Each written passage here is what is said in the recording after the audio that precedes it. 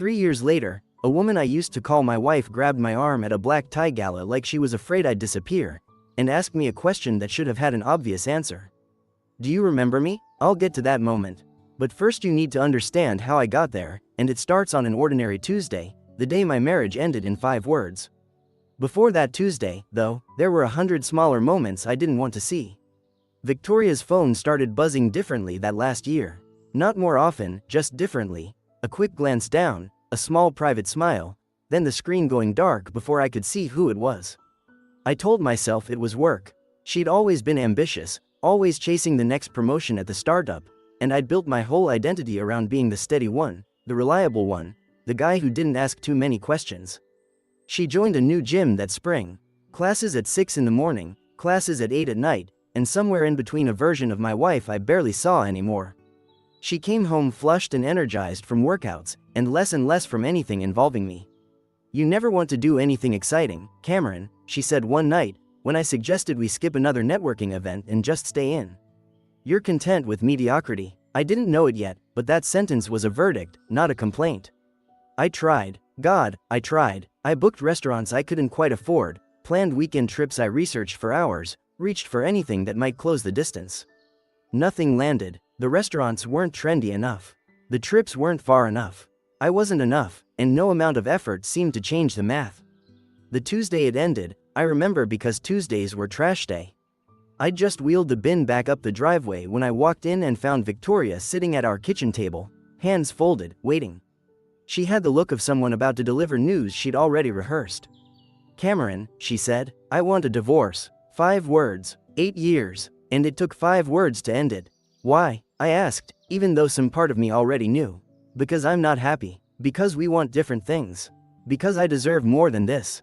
Her hand swept across the kitchen, the table we'd bought together, the coffee maker she used every morning, the life we'd built, like she was gesturing at a cell she'd been locked in. Is there someone else? She hesitated, just half a second, but I felt it in my chest before she even answered. That's not relevant. It was the only answer I needed. His name, I'd learn later, was Damien, a consultant at her company. A Tesla in the parking garage, an apartment downtown with windows that looked like they belonged in a magazine. Everything measured against everything I wasn't. The months that followed blurred into mediation rooms and paperwork and a lawyer across the table telling me, almost kindly, that I'd be fine. Victoria walked away with the house, bought largely with money my grandmother had left me. The car, most of what we'd saved, money I'd been the one quietly setting aside for years while she spent hers on flights and dinners and the version of life she thought she deserved. You're young, employed, you'll rebuild, her lawyer said, like that was supposed to comfort me. What nobody said out loud was that Victoria had already started rebuilding, with Damien, in a life she'd been constructing in secret while she still wore my ring. The day we finalized it, she showed up to the courthouse in a white sundress. Hair freshly styled, checking her phone every few minutes with a smile I recognized. It was the same smile she used to give me, back when I was the one making her happy. I stood beside her in the same wrinkled suit I'd worn to 6 months of mediation sessions, feeling like a stranger at my own funeral. When the judge read the final decree, Victoria didn't cry. She didn't even pause. She walked out of that courtroom like she was stepping into sunlight after years underground, and I followed a few paces behind.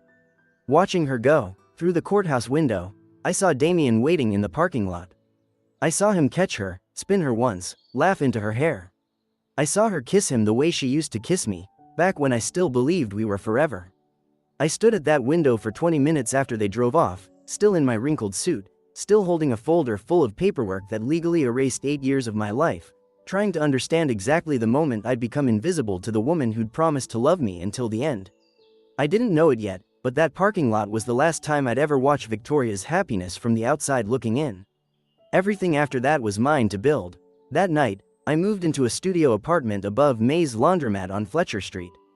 $800 a month, and the whole place smelled like fabric softener and something harder to name, the particular staleness of a life you didn't choose. A futon that pretended to be a couch. A card table, 3 plates, 3 forks, 3 glasses, all from the dollar store, because some part of me still refused to believe I'd need more than that this was temporary, that any day now the life I'd built would come back for me. It didn't. My brother called that first night. Lucas always called at the worst times, which usually meant he called at exactly the right ones. Cam, You okay? Define okay. I was staring at a water stain on the ceiling shaped vaguely like a country I couldn't name. Come stay with me and Jennifer. We've got the spare room. I appreciate it. I need to do this on my own. Do what on your own? Torture yourself in a shoebox above a laundromat? Figure out who I am without her. He went quiet for a second. You know who you are, Cam. You're the same guy you've always been. Yeah, that's the problem. He didn't mean it as a knife. But it went in like one anyway, and it stayed there for weeks. For the first month I existed rather than lived. Work, apartment, microwave dinner, wall. Repeat. I stopped noticing what day it was. My boss, Patricia, finally pulled me into her office and shut the door. Cameron, you're not yourself. When's the last time you actually slept? I couldn't answer that. I genuinely didn't know. I'm fine, Patricia. Just going through some things. The divorce. I know. I'm sorry, but you can't keep coming in here looking like a ghost. Take the week. Sort yourself out. Your desk isn't going anywhere. I took the week expecting nothing. What I got instead was the hinge my whole life would turn on. The first 2 days I did nothing at all. Ordered food I didn't taste. Watched shows I couldn't follow. Let the self-pity sit on my chest like a weight I'd stopped trying to lift. On the third day, I woke up angry. Not sad, not the dull ache I'd been carrying for weeks. Actual fury, at Victoria, for making 8 years feel disposable. At myself, for 8 years spent trying to be enough for someone who'd already decided I wasn't. At every quiet, mediocre evening I'd mistaken for peace. I got up and walked to the bathroom mirror, and for the first time in longer than I could admit, I actually looked. I didn't recognize him, 30 pounds heavier than the man who'd gotten married, hair thinning at the crown, skin the color of someone who'd forgotten what sunlight was, eyes that had given up asking for anything. Who are you? I said, out loud, to an empty studio apartment above a laundromat. The answer came fast, and it came clear. Nobody I want to be. I didn't cry. I didn't smash anything. I stood there a long moment longer, staring at a stranger in a cracked medicine cabinet mirror, and something in me, quietly, without ceremony, decided. Whatever came next, it wasn't going to be this. That afternoon I walked 2 blocks to a gym I'd passed 100 times without ever going in. No juice bar, no mirrors angled for selfies, just iron, chalk dust, and the kind of quiet that comes from people too busy working to talk. The guy at the front desk looked like he'd been built out of spare parts from a demolition site. Tattoos climbing both forearms. First time? He asked. Yeah, what are you training for? I thought about Victoria's white sundress. About Damien's Tesla. About every small moment I'd let myself shrink to fit someone else's idea of enough. Everything, I said. His name was Marcus Blake, and he didn't smile, didn't offer sympathy, just handed me a towel and told me to warm up. By the end of that first session I could barely lift my arms to unlock my apartment door. I went back the next day anyway. You going through something? Marcus asked on day 5. It wasn't really a question. Divorce. He nodded slowly, like a man confirming a diagnosis he'd already suspected. Thought so. You've got that look, like you're trying to bench press your whole life. Something like that. Good. Use it. He racked the bar, met my eyes. Just don't let it use you. I trained 6 mornings a week before work, and some nights after. 20 push-ups became 50. 50 became 100. The weight started coming off in a way I could feel before I could see it, in my breathing. In how I slept, in the fact that I stopped avoiding my own reflection. And somewhere in those early mornings, lifting in silence next to strangers who never asked for my story, I started reading again. Not novels, books about money, about building things, about the slow architecture of a different kind of life. One in particular stuck with me, a book about how small, boring, repeated choices compound into results nobody sees coming. I'd spent 8 years being an accountant who understood other people's numbers and never once applied that logic to my own life. That was about to change. 6 months after the divorce, I had a plan. Not a daydream, a real one, with numbers attached. I'd keep my job at Harrison & Associates, build a client base quietly on the side, and once it could support me, I'd leave and build something that was mine. Patricia didn't hide her doubt. Cameron, you're thinking about walking away from a stable paycheck for a maybe? For the chance to build something that's actually mine, I said. She studied me the way you study someone you're not sure you recognize anymore. You're different than you were 6 months ago. Harder, not harder, I told her. Just done being soft. What followed was the hardest stretch of my life, and nobody warned me it would almost break me before it made me. I worked my full-time job by day, and by night I built Foster Financial Consulting 1 exhausted hour at a time, bookkeeping for a hardware store, tax prep for a food truck owner, a spreadsheet rebuild for a hair salon that was one bad month from closing. 5 clients became 15, 15 became 23. I was running on 4 hours of sleep and pure spite, and for a while, spite was enough. Then I lost the client that mattered most. His name was Raymond, a contractor with a small crew and a habit of paying me late, but he'd been my first real client, proof, in my head, that this whole thing wasn't a fantasy.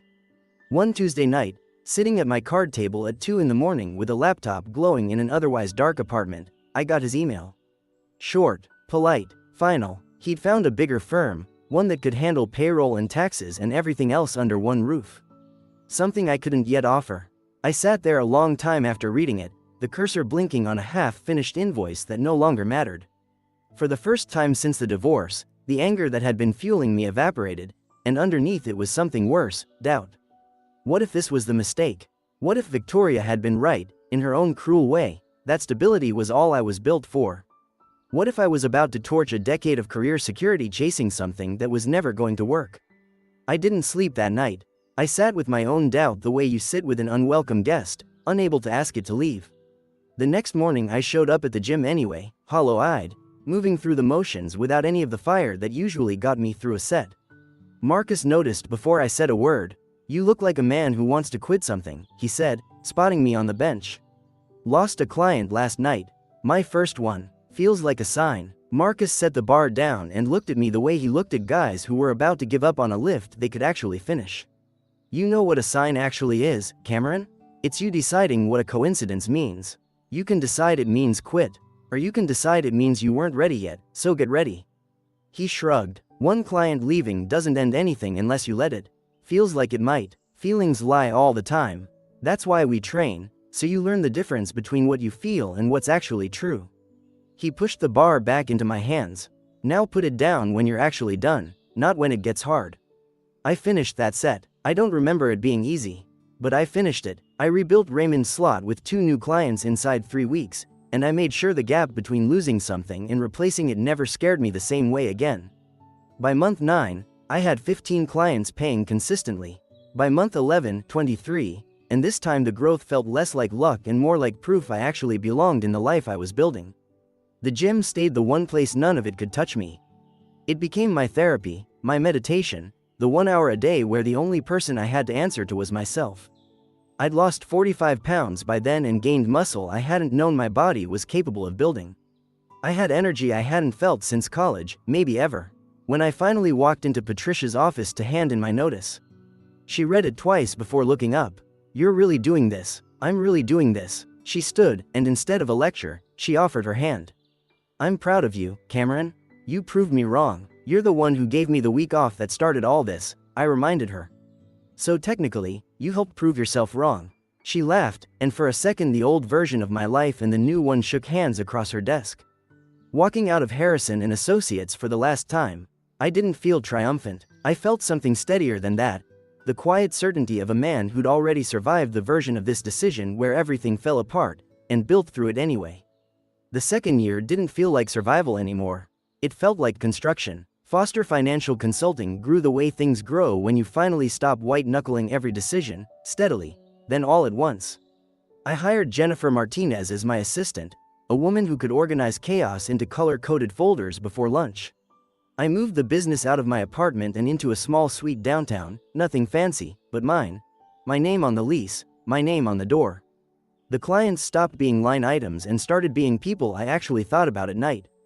There was a restaurant owner drowning in debt from a bad expansion, the kind of situation most firms would have handed off to collections.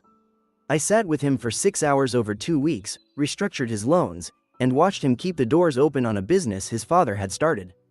There was a single mother launching an online boutique out of her garage, terrified of every number on a spreadsheet, who I walked through a plan simple enough that she stopped being afraid of her own finances.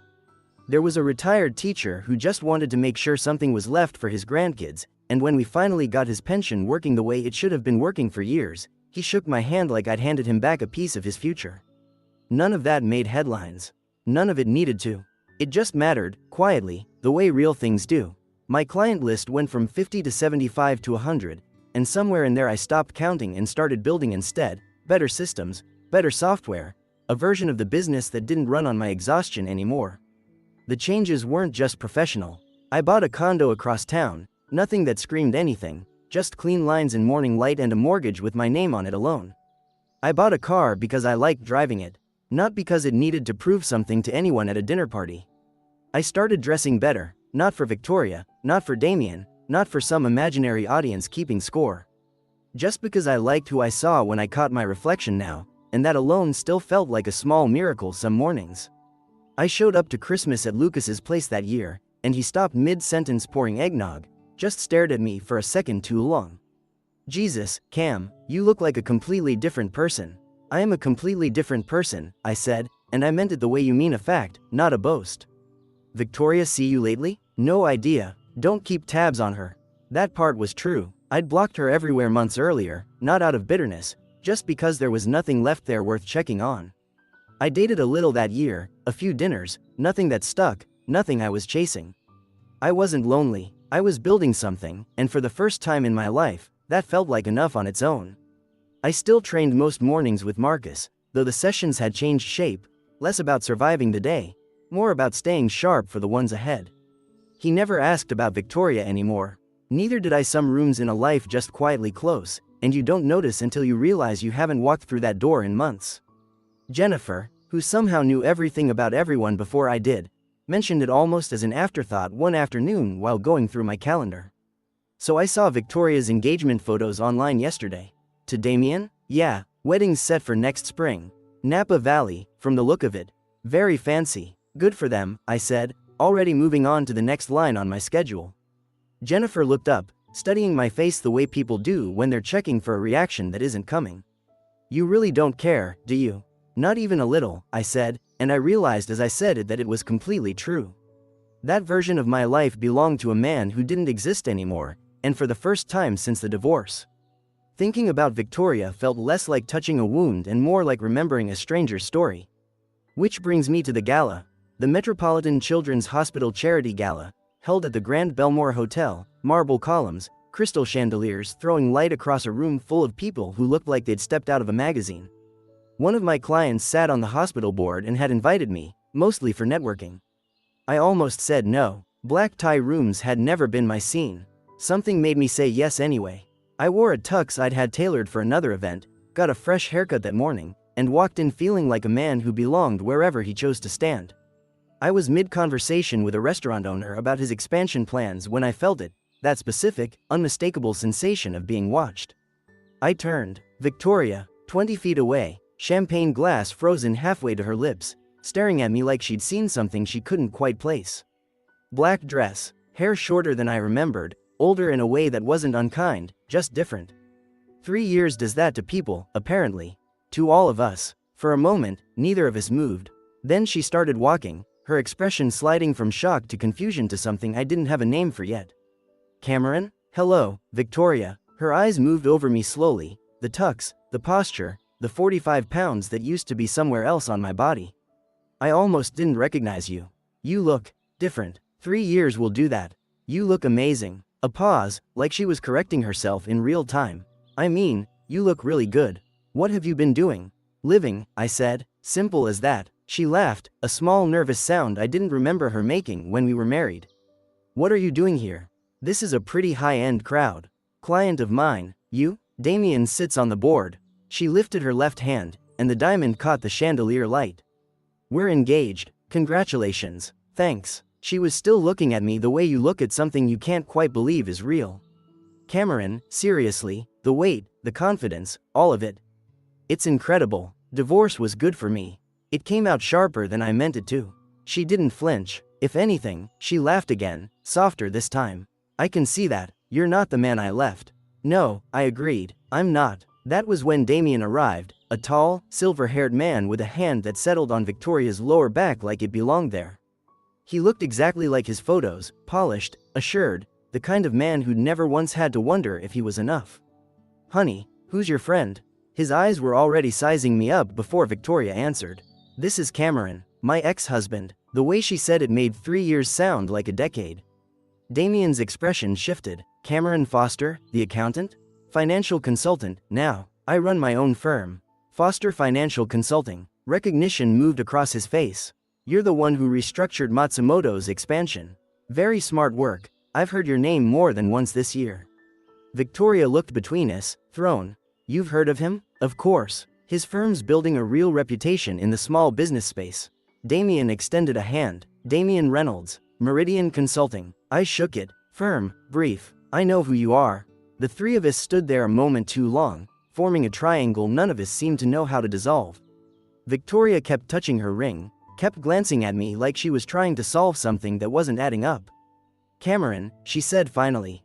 Could I talk to you? Just a minute. Damien frowned. Victoria, we're supposed to. I'll be right back, honey. She pulled me toward a quieter corner, away from the music and the noise, and when she turned to face me, her composure had already started to slip. Honey, she said softly, and the word landed strange, like it belonged to a different version of both of us. Do you remember me? What kind of question is that? I mean, do you remember us? The way we were? Because looking at you now, it's like that Cameron doesn't exist anymore. He doesn't. I let that sit a second. He died in a studio apartment above a laundromat. This one built himself from nothing. Her eyes filled, glassy under the chandelier light. I made a mistake. 4 words. I felt the old version of myself brace for something. Anger, maybe, or a flicker of the old ache. Nothing came. Just a quiet, steady stillness, like standing exactly where I was always meant to stand. Victoria, no, listen, I thought I wanted all of this. She gestured vaguely at the room, the wealth, the polish. But seeing you now, seeing what you became, I gave up the only real thing I ever had. You didn't give me up, I said. You gave up a version of me that was never going to make either of us happy. And you were right to. But look at you, you're everything I'm exactly who I needed to become, I said gently, cutting her off before the sentence could finish somewhere it shouldn't. Not for you, not for anyone, for me. She reached out, fingers landing lightly on my arm, trembling. Cameron, I still have feelings for you. I think I always will. I looked down at her hand, then back up at her face, mascara starting to blur at the edges, the woman who once walked out of a courtroom glowing now standing in front of me, unraveling. You're engaged to Damien, I said quietly. You're planning a wedding in Napa. You're living the life you chose. I thought I wanted this. But tonight, I realized I wanted you. The you that exists now. The me that exists now exists because you left. I kept my voice even, almost tender. You did us both a favor. You found what you were looking for. I found who I was supposed to be. That's not a mistake, Victoria. That's just life doing what it does. Tears slipped down now, cutting through her makeup. So that's it? We just pretend none of it meant anything? It meant everything, at the time. That time is over. How can you be so calm? Her voice cracked. Don't you feel anything? I actually considered the question. Anger, no. Grief, no. Regret, not even a trace. I feel grateful, I said finally. Grateful you had the courage to end something that wasn't working. Grateful it forced me to rebuild. Grateful I got to find out who I actually am. Cameron, go back to Damien, I said. He's a good man, and he clearly loves you. Build something real with him. But don't stand here and tell yourself you made a mistake. You made the right choice, for both of us. I didn't wait for her answer. I turned and walked back into the noise and the light, leaving her alone in that quiet corner of the ballroom. Mascara on her cheeks. Diamond catching the chandelier. The version of me she used to know nowhere in sight. I didn't look back. I didn't need to. The next morning, Jennifer walked into my office with an expression I couldn't quite place. You're not going to believe this. Try me. Victoria Reynolds called. She wants to set up a meeting, consulting services. For her and her fiancé. I almost laughed, not out of cruelty, just at the timing of it, the audacity of it, the strange full circle of a woman who once walked out of my life now trying to walk back into it through a business line. Tell her we're not taking new clients right now. You sure? Completely sure. I went back to the spreadsheet in front of me. Some doors close for a reason, Jennifer. Best to keep them closed. That was 6 months ago. Word reached me eventually, the way these things always do. That Victoria and Damien married as planned. Bali honeymoon. A house in the suburbs worth more than all clear in 5 years at this rate. I heard it and felt exactly what I expected to feel, which was nothing sharp, nothing bitter. Just a small, sincere flicker of good for them. The kind you'd feel hearing about people from a life you used to live. Because that's what it was now. A life I used to live. Foster Financial Consulting landed its biggest client yet that same month, a regional hospital chain. A contract big enough to triple our revenue and put 5 new hires on my payroll by spring. I bought a house, 3 bedrooms, a home office, a yard big enough for the dog I keep meaning to adopt. Nothing that would turn heads driving past it. Just mine, paid for with money I built one exhausted year at a time. I'm seeing someone now, Samantha, a teacher, good salary, not a spectacular one, and she's never once asked what I make or where we're eating to impress anyone. She likes the version of me that shows up on ordinary Tuesdays. Not the one performing for a room. Last week, Lucas and I sat out on his porch with 2 beers, the kind of easy quiet you only get with someone who watched you at your worst and stuck around anyway. "You ever think about Victoria?" he asked, not looking at me, like he already knew the shape of the answer. "Sometimes," I said, not in a sad way, more like, remembering a book I read once. "Good story, finished now, that's healthy." He tipped his bottle toward me. "Took you a while to get here. You think she regrets it?" I thought about her face in that ballroom, mascara catching the chandelier light, the diamond on her hand that never quite fit right after that night. Probably. Regret's just the toll you pay for the choices you make. We all pay it eventually. You ever regret how it went down? I let the question sit longer than it needed to, because it deserved that much. The 8 years, the apartment above the laundromat, the 80-hour weeks that nearly broke me before they built me. Every part of it had cost something, and every part of it had paid me back tenfold. "Not for a second," I said, and I meant it the way you mean something you've tested and found still true, over and over, on the hardest days. Victoria didn't destroy me at that kitchen table on a Tuesday. She just closed a door I'd been too comfortable to close myself. Everything after that, the gym at dawn, the client I lost and the ones I built back twice over, the mirror I finally stopped avoiding, that part was mine. She didn't build that man. I did, so if she ever wonders whether I remember her, the answer isn't complicated. I remember exactly who she was to me. Not the villain of this story, and not some final regret either. Just the moment the old version of me ran out of road, and the new one finally had somewhere to go. That's not tragedy, that's just the price of finding out who you really are, and for once in my life, I paid it, and came out the other side exactly where I was supposed to be.